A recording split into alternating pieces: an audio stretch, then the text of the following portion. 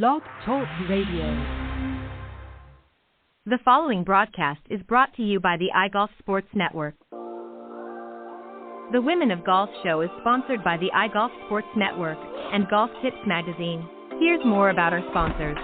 iGolf Sports is a live stream broadcast and media production company providing quality programming designed to attract the golfing enthusiast. And Golf Tips, the game's most in-depth instruction magazine, including reviews on the latest equipment, tips from top teaching professionals, all designed to help you improve from tee to green.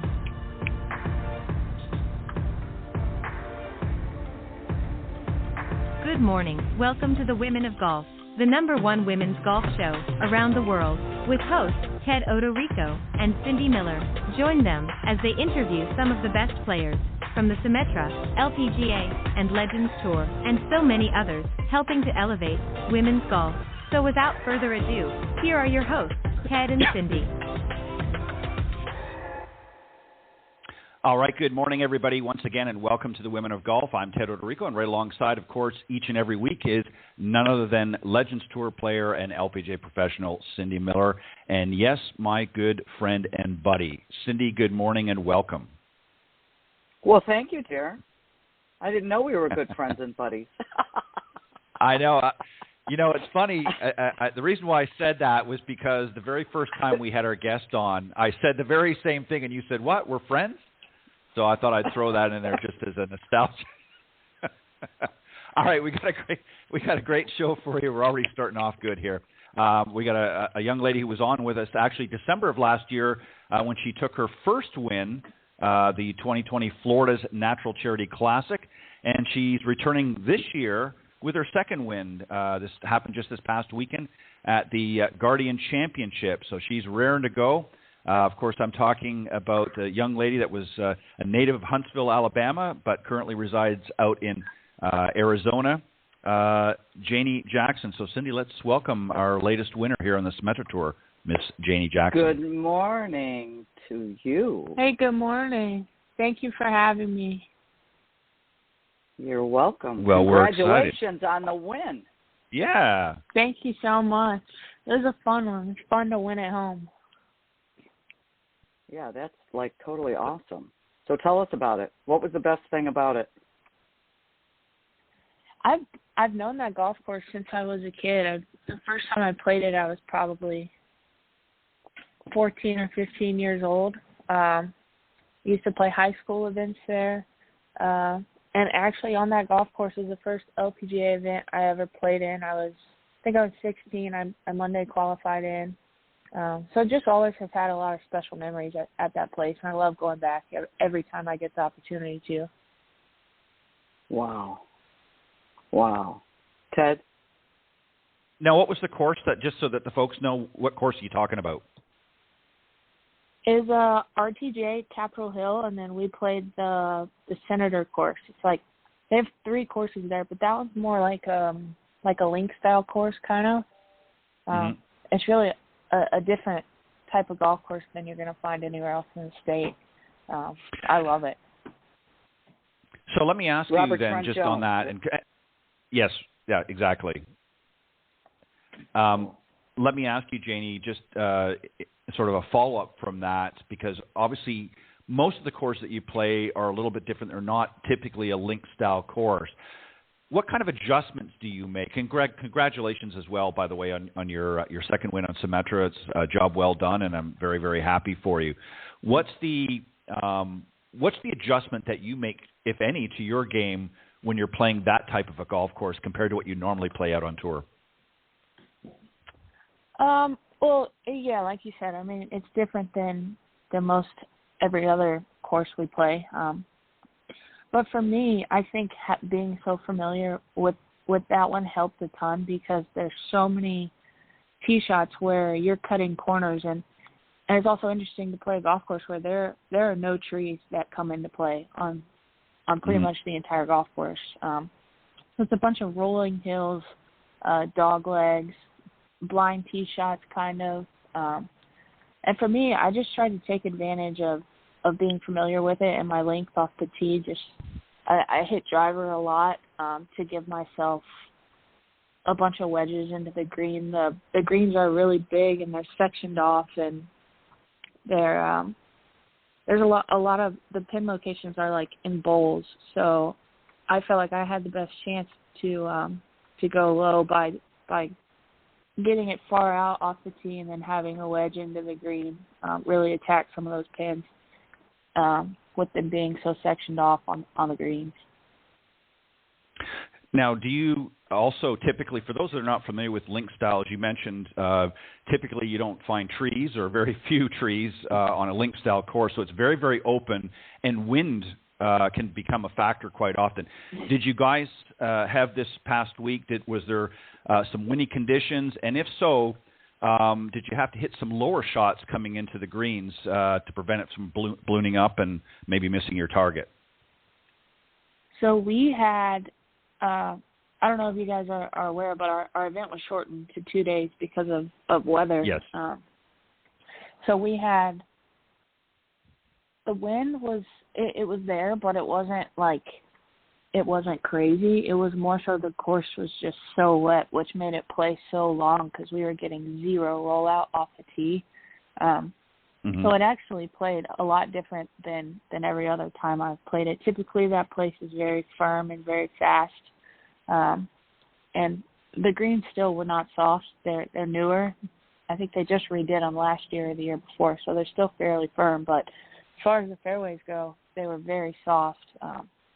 Now, had it been extremely windy with the soft conditions, it would have played much tougher. But there was only a couple times where the wind really picked up, and it was when the rain would roll in. Now, do you like to play this style of course over what you traditionally play, or is it sort of evened out? I'd say it's pretty even. It is nice to get on a golf course that, you don't have trees, but then that also means, especially this one, there's a bunch of fescues. So, pick your poison. If you miss one, where would you rather be? So there's pros and cons to both. I love both. Now, just one last thing I want to mention then, Cindy, I'm going to throw it back to you. You mentioned it was nice to be able to play close to home. Your best friend, Abby, and your little brother, Miller, were able to watch you. How cool was that? Yeah, that was so much fun. My brother called me Friday morning because I played Friday afternoon, and he's like, hey, do you think you guys are going to play? Because the weather it didn't look great. The forecast didn't look great. And I said, Miller, honestly, I don't know, because we live about 2.5 hours away. And he was like, well, you know what, even if you don't play, I still want to come down. You don't ever get to play that close to home. So I'm going to come, and fingers crossed you'll play. And we ended up getting the whole 18 in that day. So it was really special to have him and my best friend there. They don't come that often. A lot of times we're playing far away from home. So it was special, and it was fun to look over and see them there cheer me on. Yeah, nothing beats having a hometown crowd, if you will, to cheer you on. Cindy, go ahead. You've been out there for quite a while in the terms of playing. What, for our listeners, what are the ups and downs, and how hard is it to stay patient? Staying patient is probably the most important thing that you could do. My first couple of years out here, I don't think I really understood that part of it. It's golf. Every week is not going to be your week, but there are going to be plenty of times where it is. So staying patient is just something that I feel like you have to learn how to do when you're playing this game for a living. It ends up being everything. Totally agree. I'm not real good at that. But God bless you for being good. Now, it's so hard. Yeah. So tell me, where are you playing this week? I'm in Rogers, Arkansas for the LPGA event this week. And why are you eligible for this event? Last year I finished top 5 on the Symetra money list. Typically it's top 10 earn their LPGA status for the next year, but with last year being the COVID year, they cut it to 5 and gave us kind of partial status for the LPGA. So I've had I think I want to say it was 7 starts on the LPGA this year, just from the status that I got based off my finish on Symetra last year. So as of right now, this is the last LPGA event that I'm in for the year. As the fields get smaller, the closer we get to the end of the year. So that is why I'm eligible for this week, just based off last year. That's awesome. Was it difficult to be in limbo? Again, that goes back to that stupid patience thing, doesn't it? I know. Oh, my God. I couldn't do it. Well, you have to do it.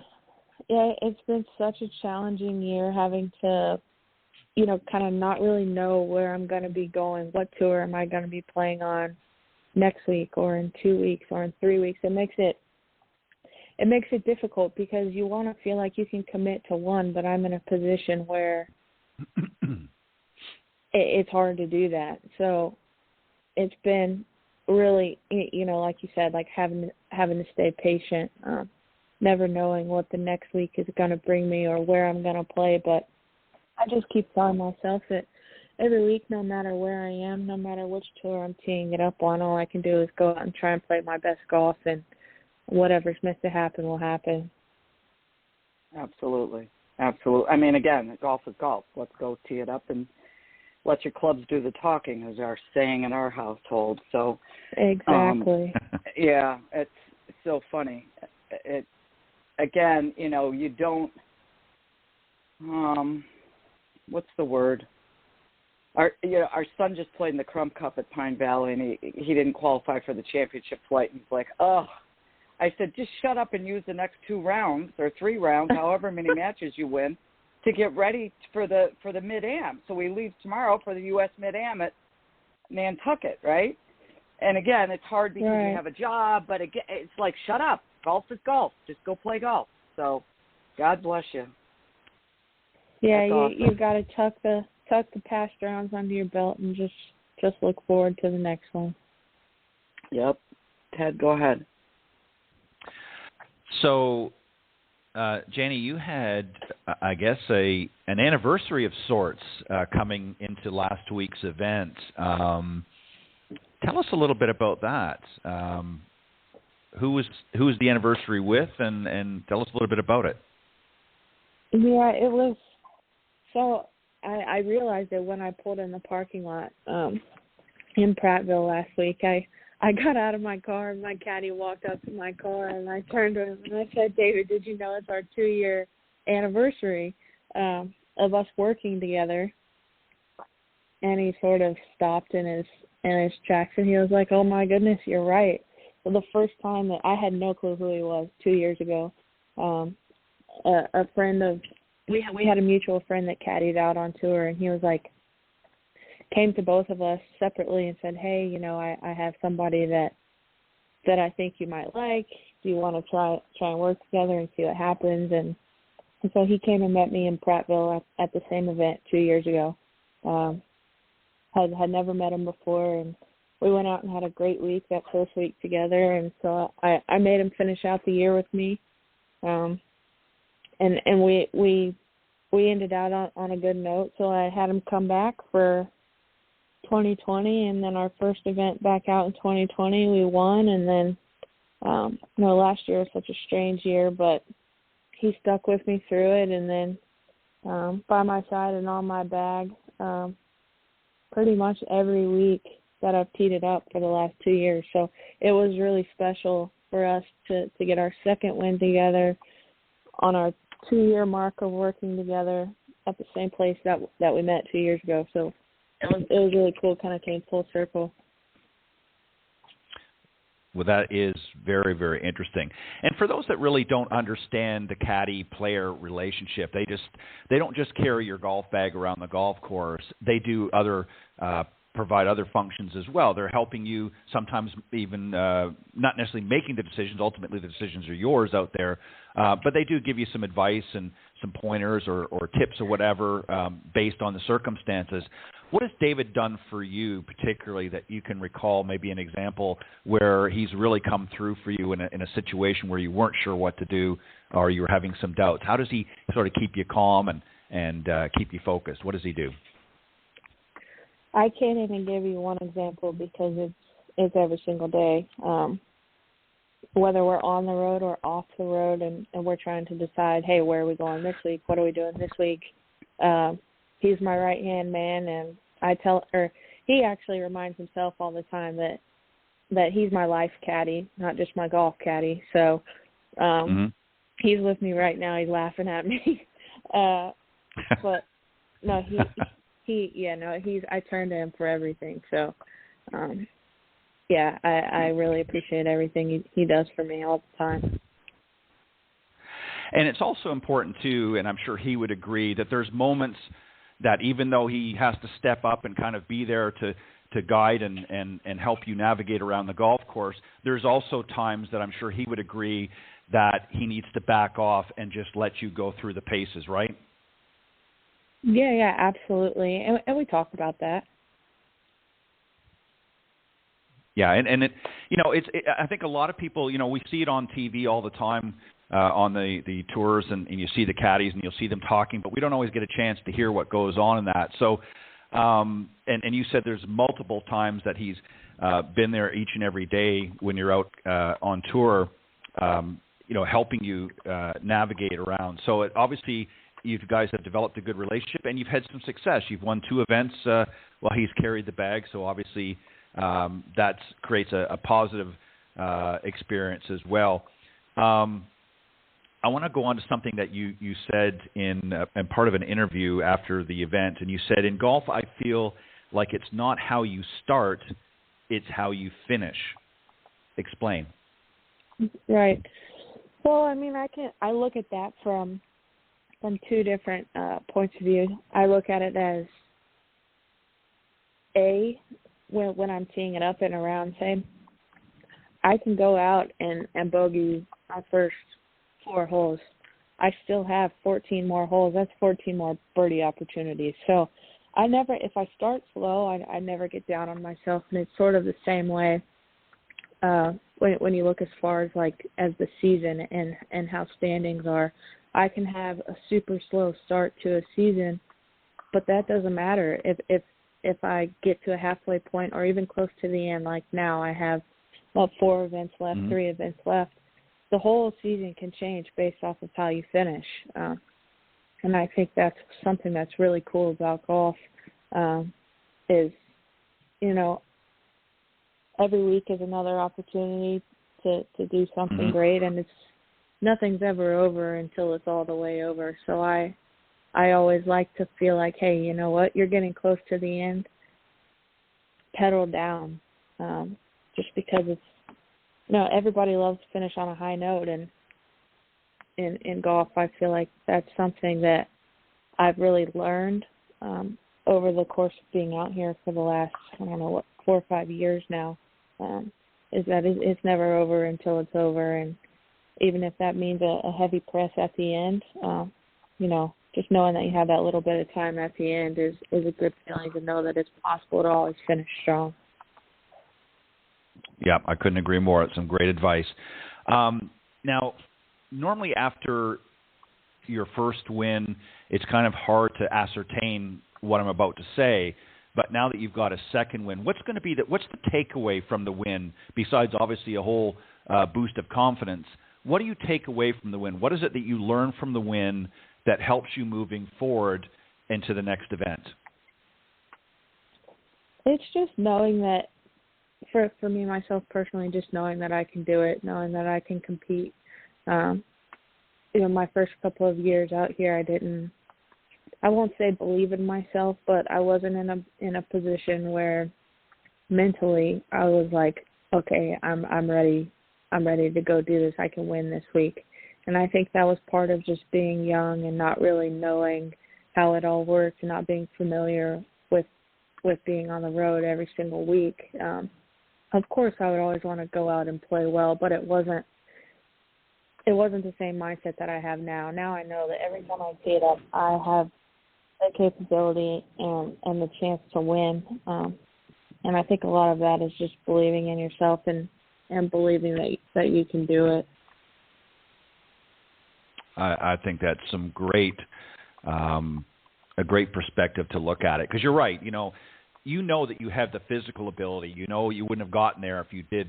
But I think mentally it can be very difficult sometimes until you get over that hurdle of getting your first win and now your second win, to really reinforce that, not only the confidence, as I said, but just the understanding and the belief that, hey, I can do it. I know I can do it. I know, I've always known I've had a good game, but now I know it's good enough to beat the rest of the field. So that, again, obviously gives you a whole different way of looking at things moving forward.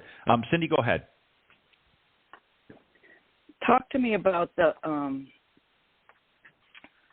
believing you belong.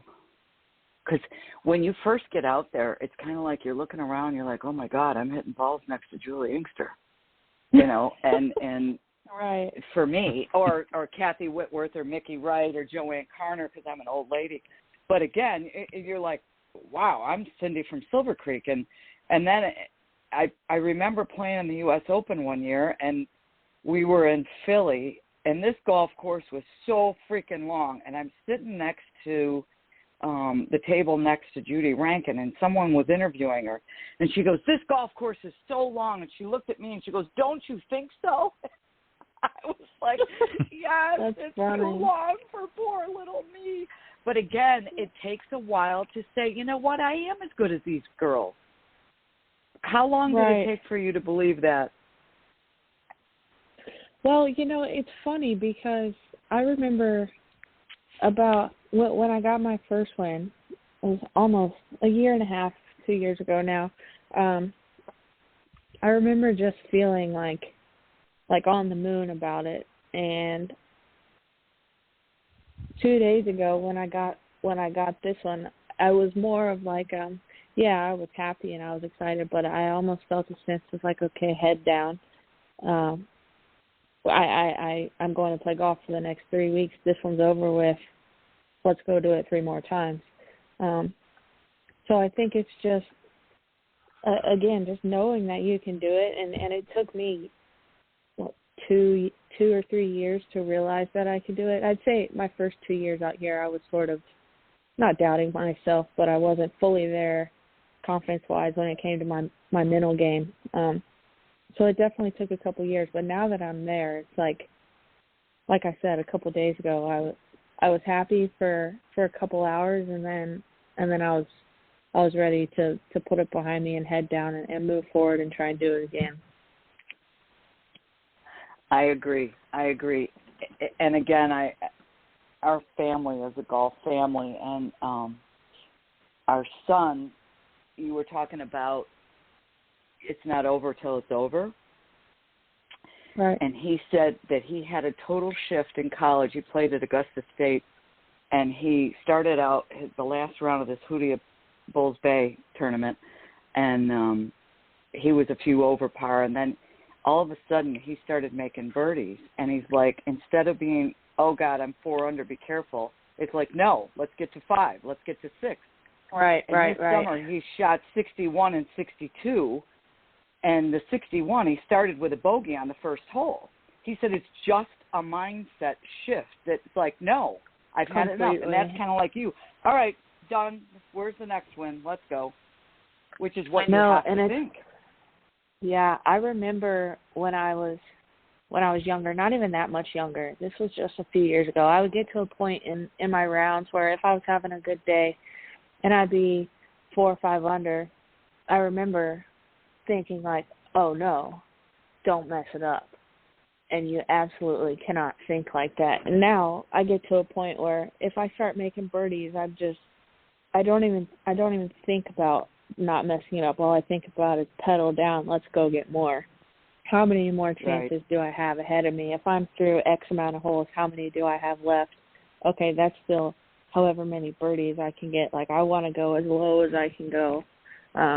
it's funny. I told David this past week I had a feeling that our tournament was going to be shortened because of the weather. I was looking at the forecast, and I told him on Friday before we teed off, I said, David, I think this is going to be a shortened event. We need to get out and go low early just in case. And from my first round, it took me till my 7th hole to get my first birdie, but then once I did, it was like, all right, that switch was flipped on. It was like, how many more can I get in my next, 29 holes? So that was sort of my goal, was just to get out and go as low as I could early, because I just had a gut feeling in the back of my mind that it could be shortened. So it was nice just to know what I needed to do and go out and make it happen. And you won by 4. Yes, ma'am. So you were on the money. Good job. Ted? Thank you so much. Yeah, you had a great tournament, and yeah, to really have that kind of an insight, Cindy, too, is really incredible, especially at her age, to be able to just say, you know what, to her caddy, we've got to get out and get it done because we may not be here the full event because of weather or what have you. To have that kind of foresight to know, hey, we need to step up our game early and get out there with a good solid finish, and then ultimately you went on to win the event. That's incredible, because a lot of people might not have thought of that from that perspective. So that was very insightful on your part. I want to switch gears a little bit and sort of a 2-part question. If golf was not in your vocabulary, if you were not out playing on tour or playing in general, what else would you have liked to do or have done?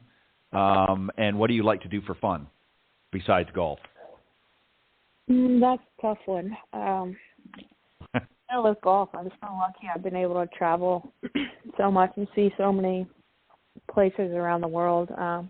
But when I'm not playing golf, I love spending time at the lake.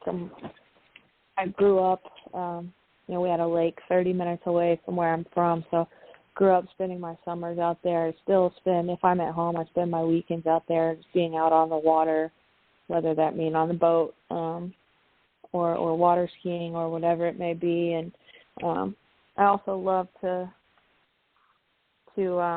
go vacation out west in the mountains, snow ski, snowboard, something I've done since I was a little kid. I love being outside. I love being active. Don't get me wrong, I love my time to relax too, but as far as my free time, what do I like to do that makes me happy and where I have the most fun? It's definitely being outside and doing some sort of outdoor activity. What about as far as a career choice, though? If golf was not your career as it is right now, what else would you like to be doing? Would it be something else involving an outdoor activity of some sort, or do you see yourself in a different place if golf was not your career? I think about that often, because I'm from a family of lawyers, and so I see them. I see what they do. My dad's an attorney. My older brother graduated from law school at Georgia. My younger brother just graduated from law school in Birmingham, Alabama at Stanford. So they always tell me, they're like, hey, if golf doesn't work out, are you going to come do what we do? And I'm like, I don't know if I'm cut out for that type of work, but I won't completely say no, but I feel like that's what they would push for. And I don't know. I mean, it's very interesting, but it's long hours. It's a lot of reading, and I'd much rather be outside on the grass playing golf any day for sure. Well, I say this respectfully to your family. You got enough lawyers in the family. You need to find something else if golf doesn't work out. You got more than enough attorneys. You got enough attorneys in the family to satisfy that particular need. But very, very interesting, because again, obviously you're very, very passionate about golf, and you mentioned the travel. But even from that standpoint, it's very exciting to see different places. it gets difficult at times, correct? I mean, when you're having to travel and you're living out of suitcases all the time, it can be a little bit taxing, especially if you're playing multiple events in a row, right? Absolutely. I mean, let's be honest. We're so fortunate to be able to play this game for a living, but at the same time, it's a grind. You're away from your family and your friends and the ones that you love the majority of the year. You're in a different state every week. You go weeks or months without seeing home. You're living out of your suitcase. You're doing laundry in hotels every week. You know, it's not easy, but at the same time, as long as you know that that's what you're doing and you're okay with it, you know, there's pros and cons to every job, right? So I just think that at the end of the day, as tough as it is, we're still very fortunate to be able to do this for a living. You just have to grow to be accustomed to the lifestyle because, you know, only 5-6 hours, maybe 7 hours out of the day you're golfing. Those other 18 hours or so, you're either on your own or you're in an unfamiliar place that isn't home, and you just have to grow accustomed to it. And that took me a while. Definitely took me a couple of years, but once you get comfortable with it, then it just becomes your normal. Yeah, I think that's right, and it sounds like you found your stride. You've adapted to that particular lifestyle, and you're getting used to things now. So it becomes a little bit easier, and it certainly makes it nice when you've got a couple of wins under your belt. All right, last question. Your dream foursome. If you could put together a foursome that you would just absolutely die to play in, and of course you can't include Cindy and I, as much as we would love to be part of that foursome, that can't include us. Who would be your dream foursome? If you could put a foursome together and play a round of golf, who would it be, besides, in addition to yourself? Do they need to all be golfers? No, they can be anybody you want. All right. I just think having grown up loving the game, I think you got to go Tiger, one, whether it be Tiger now or Tiger in his prime, whenever. I think that has to be one. And then I'm going to go off the rails here, and I'm going to say there's no chance she plays golf, but it's somebody that I'd love to meet. I'm going to go Christina Aguilera. And let's go Doris Burke. I love listening to her on the TV. I think she's so awesome. And then I want to go Tom Brady. I just think it's what he's done is absolutely amazing, and he's a total stud, and he's got to be one of the greatest athletes of all time. So, and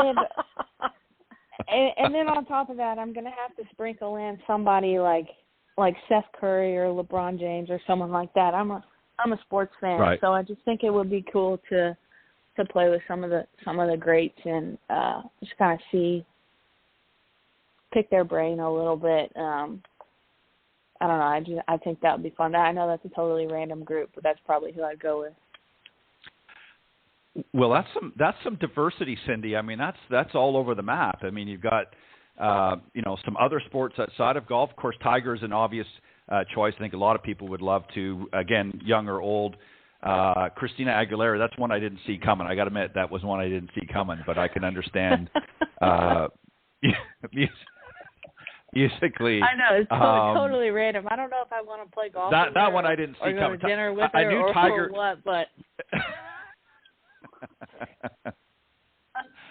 That's incredible. That's fantastic.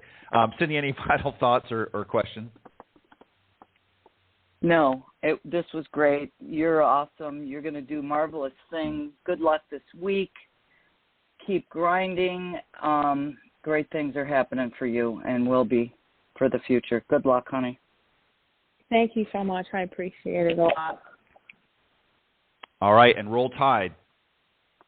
Yes, sir. Roll Tide. All right. Have a good tournament this week. All right. Thank you, guys. Thanks again for having me. Yep. You're very welcome. All right. Bye-bye. All right. Bye-bye. All right. That was Janie Jackson, winner of this past weekend's Guardian Championship on the Symetra Tour, and she's off playing in Arkansas this week in the LPGA event. So I'm sure she'll do very well. Great young lady, don't you agree, Cindy? Really a lot of good vibes coming out of her. I think she's finally again found her stride, and I think she's going to do very, very well closing out this season. I think she's going to do well moving forward, and just got a good head on her shoulders, and it'll be interesting to see what happens over the next year or so with her as well. All right, we're going to take a quick break, and then we're going to come back. We're going to enter into the no BS zone and talk about some tips for junior golfers. We'll be right back. The following ad is sponsored by Golf Tips Magazine. Are you tired of being short off the tee? And what about those 3 putts? Forget about it. It's time you got serious about your game. Golf Tips, the most in-depth magazine in the industry. For over 30 years, Golf Tips has delivered expert content such as the latest golf instruction from America's top pros, simple-to-follow practice and game improvement drills, fitness and mental game tips, equipment, training aids, accessory and apparel reviews, golf destinations and travel tips for every budget, and so much more. Don't miss a single issue. Go to golftipsmag.com and subscribe today. All right, welcome back. And Cindy and I are entering into the, as we call it, the no BS zone. We're going to give it to you straight. And we're going to talk about some tips, 9 particularly. We may not get to all of them. We'll see how our time is. About junior golfers, see what we can do to help them. And Cindy, the first one that I think we want to cover here is obviously finding the right fit. And I'm referring to an instructor, because you obviously want to get them working with an instructor, but one thing particular that I think I want to get your thoughts on here is when you found the right candidate that's going to work with your child, one of the things that we want to make sure is that they're not getting too much information from a variety of sources and helping them to learn. So in other words, if they've got a coach or an instructor that they're working with, that's really, would you not agree, where they need to get their instruction from, and not getting it from a variety of different sources that ultimately would confuse them. What do you think? Are you saying that they should stick with one instructor? Yeah, I think so. I mean, it depends on the environment, but I think if they've found somebody that they've had a conversation or maybe several conversations with, they're comfortable with, and they say, okay, I want to learn this game, or I want to take it to the next level, I think it's important that they work with that individual and not getting advice from the committee of they, as you put it in the past. That's what I'm referring to. I agree, and I believe that you should find one instructor. I don't believe that a junior student needs different instructors for different aspects of their game, like short game or mental game, or right. I don't believe when they're young they need that. That's just my opinion. But yes, stick with one person. Otherwise, they get totally confused. Well, and I think the other thing too is, and that includes, I include parents in this. I mean, the parent's role is to be supportive, to encourage the child at whatever level. It doesn't matter whether they're a little gaffer or whether they're in their teens and beyond.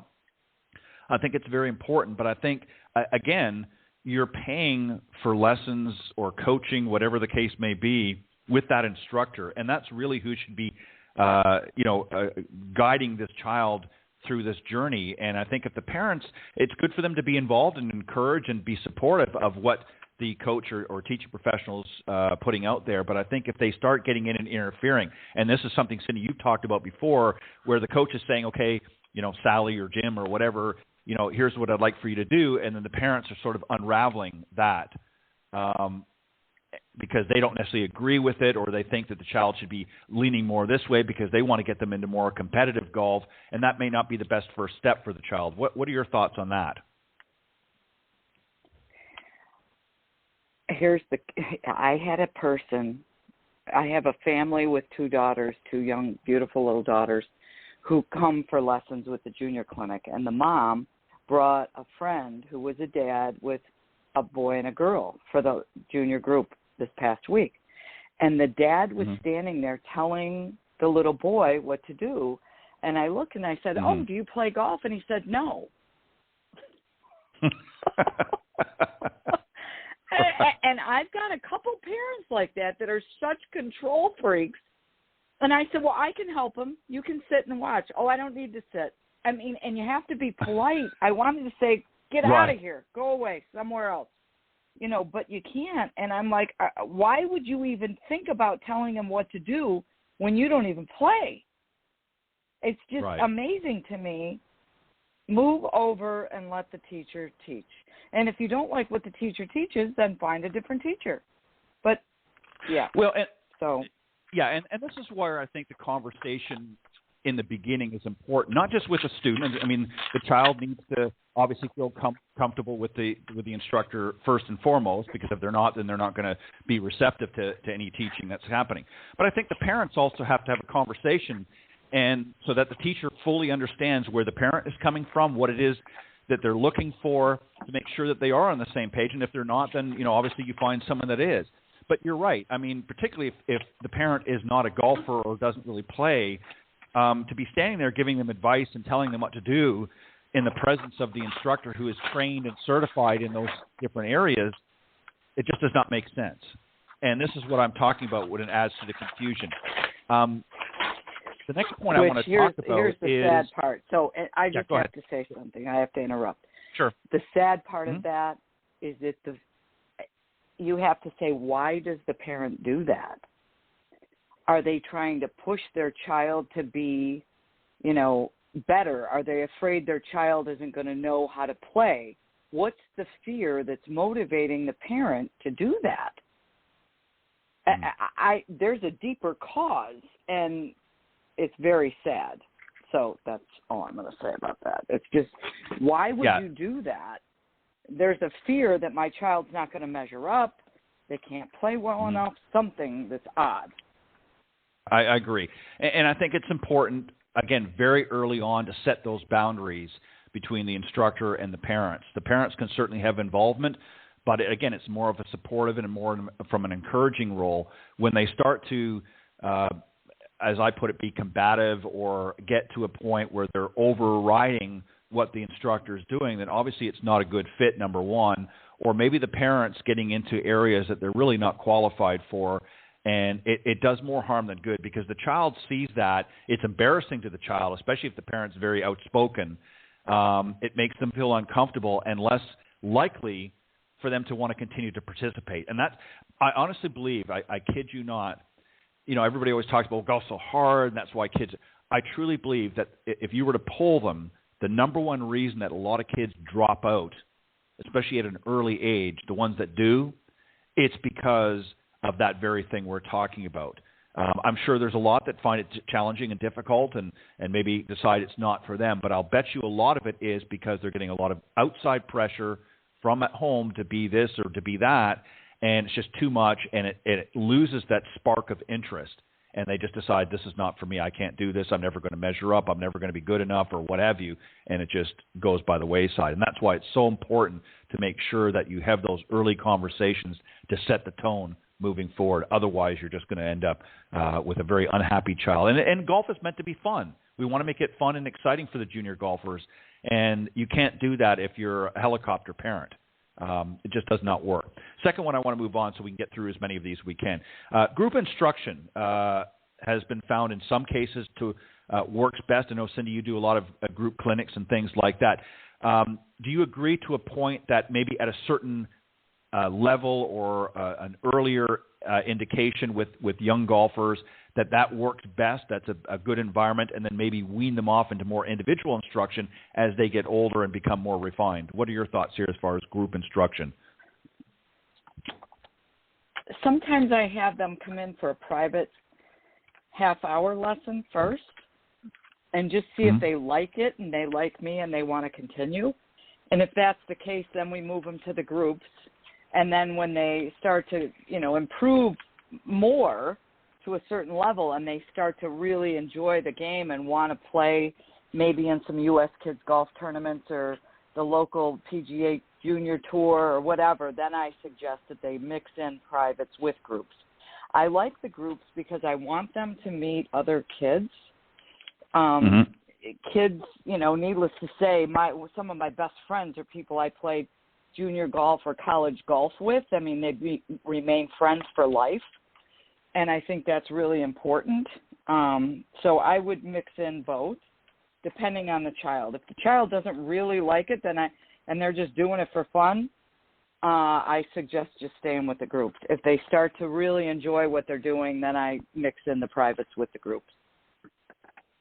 Yeah, and I think again, it depends on the individual needs. But, kids work, for the most part, not in every case, but work well in groups. They like to learn things together. They'll laugh together and even struggle together. It sort of reinforces, hey, I'm not the only one out here struggling. Everybody's having some challenges here.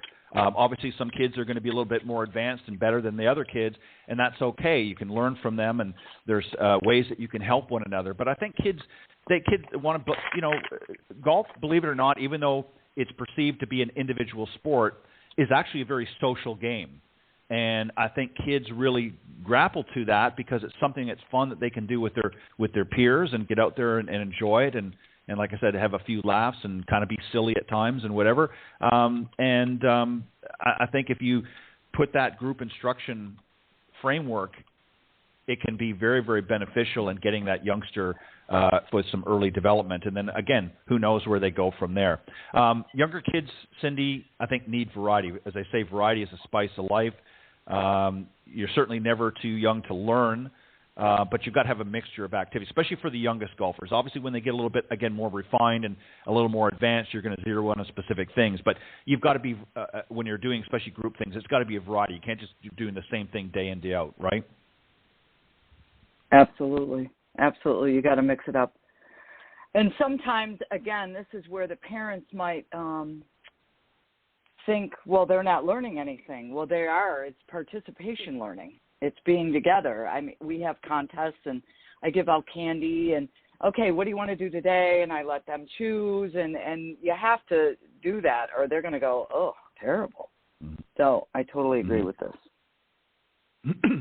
And I think also it's important, number 4, don't sweat the details. Obviously, having solid fundamentals are important, but for the beginning golfer particularly, having a few flaws here and there is not the end-all, be-all. Obviously, you want them to learn proper etiquette, proper techniques, and things like that.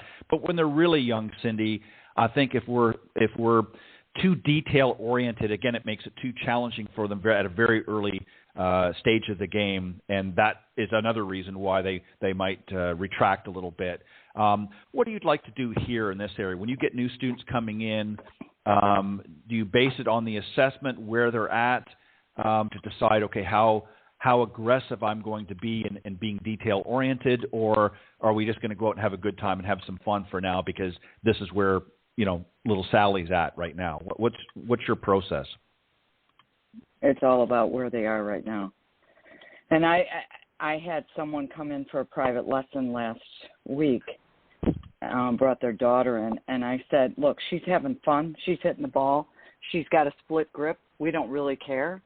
I mean, there's so many things that if they just lash LaRue it and they hit the ball every time, why would you change that? Especially if they're only 5 or 6 years old, right? I mean, let them have fun. That's just, really, really, really important that they have to have fun. Yep. So I think number 5, no, I couldn't agree more. I think you've got to meet them where they're at. You've got to decide what level they're at, what their interest is. Some want to be more technical or more detail-oriented. They want to learn the basics and things like that right away. Some of them just want to go out there and give it a mighty swipe and whatever happens, and that's okay. Meet them where they're at. Number 5, Cindy, I think you would agree with this, especially as they start to advance a little bit, get them on the course as soon as possible. It's great to be at the range and hitting balls and on the putting green and so forth and hitting out of bunkers, but let's get them on the course as soon as possible. This, I know, is something that you like to do at your boot camps, is you have a little bit of time on the range and warm-ups and things like that and different drills, but then you want to get them out on the course fairly quickly to actually learn how to play the game, right? Yes, I do. Kids are going to get bored hitting balls. So, yeah, we got to get them on the course. And what you do is you take them and say, okay, we're going to play from 25 yards and in, and they have to shoot 36. Mm-hmm. So every hole they have to make 4, even if they don't get on the green, or they get on the green in 3 from 25 yards and they 1-putt, or they get on in 1 and 3-putt, or they get on in 2 and 2-putt, whatever way it works, they have to learn that there's an accountability to where they hit the ball. And there's a scoring component to it. So I think that's important. Mm-hmm. Number 6, let the child decide it's their journey. This goes back to really what you were talking about a little bit earlier. Not all junior golfers may want to play in tournaments.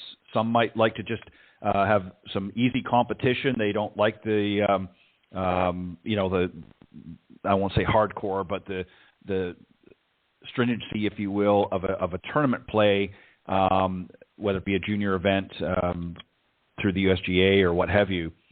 They just want to go out and have fun. So it's really up to them what they want to do. Again, it goes back to what you said earlier about the parents not really pushing them into one direction or another and letting the child sort of decide. So I think we've kind of covered that. Number 7 is, as we know, slumps are part of sports. Every golfer reaches a point where their scores aren't improving because putts don't drop or drives miss their target. That's okay. Kids sometimes can get down themselves. What do you like to do, Cindy? You've seen kids that maybe throughout early parts of the season are really improving, and then all of a sudden things don't seem to be gelling. How do you handle a situation like that with one of your students? I ask them, what's happening on the golf course, because when they come in for a lesson, you fix them, right? And they mm-hmm. hit it better. And if they're not paying attention to what they're doing, they don't own it. They're just being a puppet to what you're telling them to do. Again, our saying is, guess who's holding the club? You have to be very aware of what you're doing with the club. And if you're hitting it okay and you're still scoring bad, you just have to reflect and say, what am I doing? You have to evaluate your game. What am I thinking? Why do I hit it there? Why did I hit it there? What were my thoughts? Did I not commit? So it's like an evaluation of what just happened, why did it happen, and sometimes there's nothing you can do about it, right? It's like, okay, right. That's just the way it is. And that happens a lot, right? Right. Well, and it's important, too, for them not to dwell on what's going wrong, because that brings them down. I mean, if they're focusing on certainly you have to make them aware of what they're doing, offer a suitable fix for what they're doing. But ultimately, it's up to them. As you said, they're holding the club. But if they're dwelling or focusing on every bad shot they hit and they're not really putting things in perspective, then that's going to even further put them in a slump. Or if they start making drastic changes. We see this all the time, not even just with juniors, but with every amateur golfer out there. They get out there and, 1 week they're having a pretty good round. The next week it's not so good. The next thing, when they come to the lesson tee, they're saying, well, I think my grip's bad, or this is bad, or that, and they want to start reinventing the wheel every time. And that's just only going to exacerbate the problem. I think I think if they've got a pretty good set of fundamentals together and there may be other areas, maybe it's a mental issue, a mental block, what have you, that could be the problem, let's not change it up so much that they get so confused and then it just gets to the point where the frustration takes over and they're just not enjoying themselves anymore. So slumps happen. It's a part of every sport. It happens in every sport, not just golf. And, you just have to move on and don't let it bring you down. Number 8, again, we've touched on this a little bit, but I just want to add, parents, don't rush to spend so much. You're introducing them to the game. Don't go out and start buying expensive clubs and flashy clothes, just because they mention, hey, I think I'd like to try, going to the golf course today. That's a fine line too. How do you you don't want to interfere, but Cindy, sometimes as an instructor, you want to say to the parents, hey, let's just kind of see how things go a few times. And, we've got some clubs here at the course that they can maybe use temporarily and they can rent or what have you. Would you agree with that? Let's not rush to the store or what have you and get them all suited up and fitted up. Then a week down the road, they might say, well, I want to go and do something else, right? Correct. I would just, that's what we do. We suggest that you don't buy clubs and you see how much they like it and what's the investment going to be in the game, and then you can invest in equipment. But at this point, let's just see if they like it and they want to continue, because not all kids love golf and want to continue. So why would you spend thousands of dollars on equipment, right? Well, and the other thing, too, you're exactly right. And the thing is, too, I mean, I remember as a child, way back when, I changed my mind every week. I mean, obviously, I loved golf as you did and wanted to play that. So that was a given for me. But there were other things.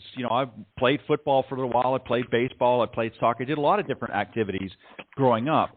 And each week there was something else. I played hockey as well, being from Canada. So, again, I think sometimes parents try to live vicariously through their children, and maybe they didn't take the same steps when they were growing up, and they think, aha, now's my chance. I got 2 kids here. I'm going to shuffle them into golf because that's something I always wanted to do, and I want to get them in, because maybe I do love the game, and I want to get them involved, and that may not be what they want to do. So let's not rush to the store quite yet. And the last one is we do sort of the flip side of that is number 9 is you want to enjoy this game together, whether it be father and son, mother and daughter, father, daughter, whatever the combination, or as a family.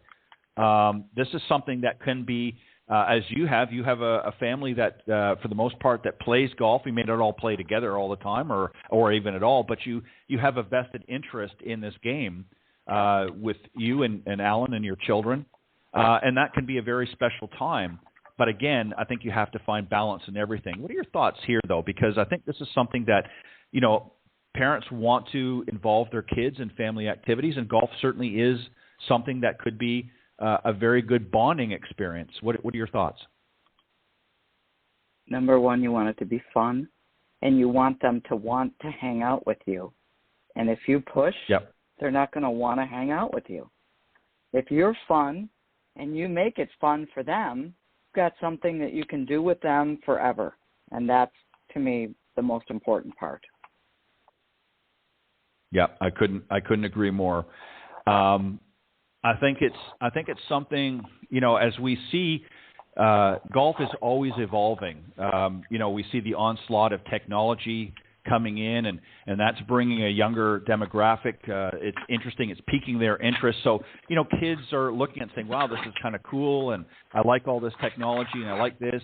And so they're taking an interest. And, through this pandemic, especially last year, we saw a huge influx, and we're still seeing a residue of that, of new people coming to the game that maybe never played before, including youngsters, and particularly a lot of young girls coming to the game that, again, were not there before.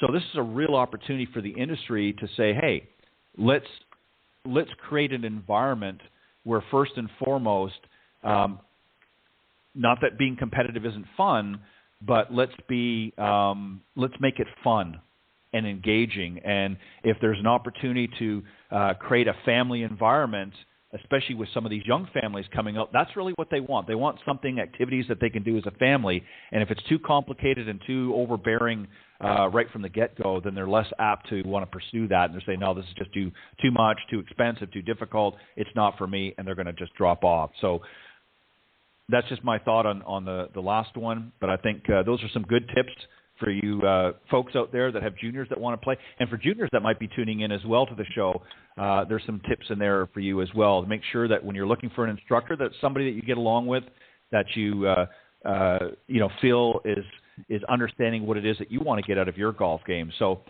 lots of things to think about.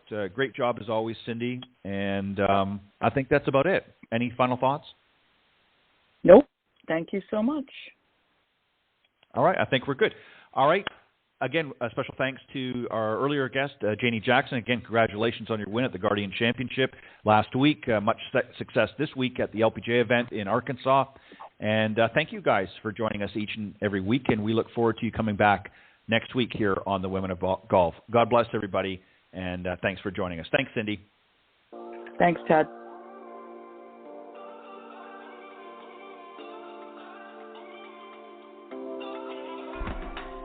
Thank you for joining us.